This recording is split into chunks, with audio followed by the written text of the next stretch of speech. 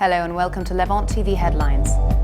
Palestinian President Mahmoud Abbas has asked the Arab League to provide a safety net of $100 million a month to cover tax revenues withheld by Israel in retaliation for his attempt to join the International Criminal Court. A 20-year-old man's Twitter posts sympathizing with Islamic terrorists led to an undercover FBI operation and the man's arrest on charges that he plotted to blow up the US Capitol and kill government officials.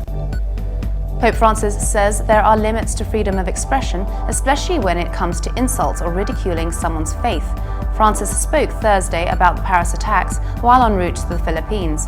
He defended freedom of expression as not only a fundamental human right, but a duty to speak one's mind for the sake of the common good. Now let's take a look at the top headlines in today's newspapers in the Middle East. The Khalij Times reports that all expat occupants of rented and freehold residential properties in Dubai are now being charged housing fees, with the system of levying civic charges through utility bills covering all areas in the emirate from the end of 2014. The paper also reports that Muslim clerics in the Middle East, who have denounced last week's attack on Charlie Hebdo, criticized the French satirical weekly on Wednesday for publishing new blasphemous cartoons in its first issue after the killings. Many said its decision to print these was unnecessary and a sign of disrespect that would create a new backlash. The Egypt Independent reports that French President François Hollande said Thursday that Muslims suffered the most from fundamentalism and intolerance as the country grapples with the fallout from a string of Islamic attacks. The paper also reports that Islamic State has executed a Syrian it accused of belonging to a militant cell that ambushed its fighters and blew up its vehicles in the town of Al-Mahadin near the border with Iraq, a monitoring group that tracks the conflict said on Thursday. The Daily Star reports that a Syrian refugee woman froze to death in Lebanon's Bekaa Valley Thursday as falling temperatures and snowfall resumed across the country, blocking roads which had been reopened during 2 days of sunny weather, security sources told the Daily Star.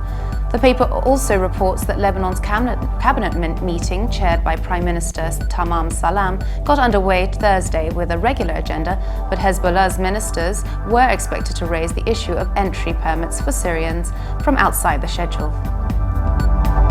Now let's take a look at the top Middle East headlines from the UK papers.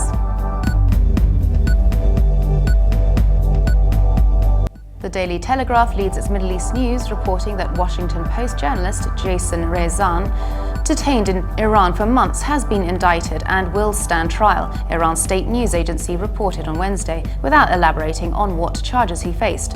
The report by the official IRNA news agency came the same day as the US Secretary of State John Kerry met with Iranian Foreign Minister Mohammad Zarif before talks with world powers resume over the Islamic Republic's contested nuclear program.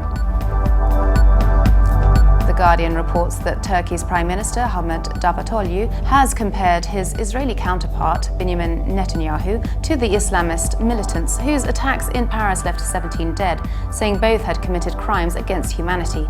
His comments risk fueling the increasingly tense relationship between the two countries after the Turkish President Recep Tayyip Erdogan criticized Netanyahu for attending the anti-terror solidarity march in Paris at the weekend. The Independent reports that ISIS militant group has released a new video praising the attacks on Paris that killed 17 people last week and warned that more attacks are to come. 3 French-speaking jihadists are shown in the video, which, according to monitoring groups, was published by ISIS's media wing in Raqqa, Syria, and shared via social media. Now let's take a look at the top Middle East headlines in international papers.